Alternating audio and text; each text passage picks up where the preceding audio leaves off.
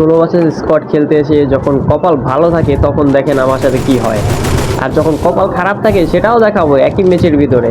দেখেন আগে এটা দেখেন, এখানে দেখেন আমার সামনে 3টে এনিমি আছে, হঠাৎ করে কোত্থেকে যেন দেখেন আমার পিছন থেকে একটা এনিমি হঠাৎ করে চলে আসে এখানে। এটাকে মারার সময় প্রায় অনেক ড্যামেজ দিছি, তারপর নকও কেড়ে ফেলি। দেখেন এখানে জাস্ট আপনারা আমার এইচপিটা দেখেন, এই লো এইচপির মাঝখানে আবার ওর টিমমেটরা আমার উপরে রাশ করে দেয়। রাশ করে দেওয়ার পর আমি এখানে কাভার দিয়ে একটা মেড কিট মারি আগে।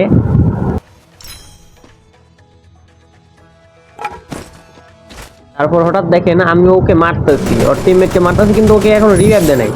তারপর আমি দেখলাম কি ওই এনিমিটারই আবার নেট চলে গেছে। দেখেন কপাল ভালো থাকলে তখন যা হয়, না হলে আরো আগে আমি মারা যেতাম।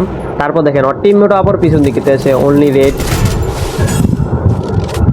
এরপরে আমার সাথে ক্লোক টাওয়ারে যা হয় এটার জন্য আমি নিজেও প্রস্তুত ছিলাম না। দেখেন আপনারাই,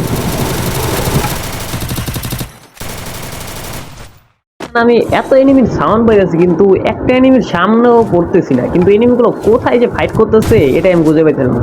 তারপর হঠাৎ যখন নিচে যেতেছিলাম তখন দেখি একটা প্লেয়ার আমার সামনে যে দৌড়াদৌড়ি করতেছে, মারার চেষ্টা করি তাও মারতে পারি না।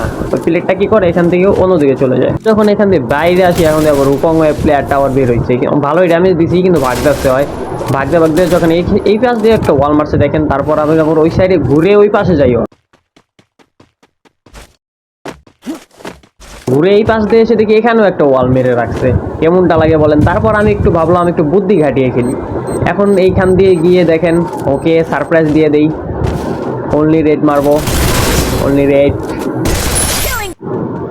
দেখেন এখান থেকে উপরে ওঠার সময় একটা প্লেয়ার লুট করতেছে, ওকে হেডশট মারা ট্রাই কিন্তু মারতে পারলাম না। তারপর দেখেন ওর ফুল স্কোর আমার উপরে এখান থেকে রাশ করে দিবে। এই যে এখনই দেখেন এই যে সামনে ওর ফুল শট, অন্য একটা হেডশট।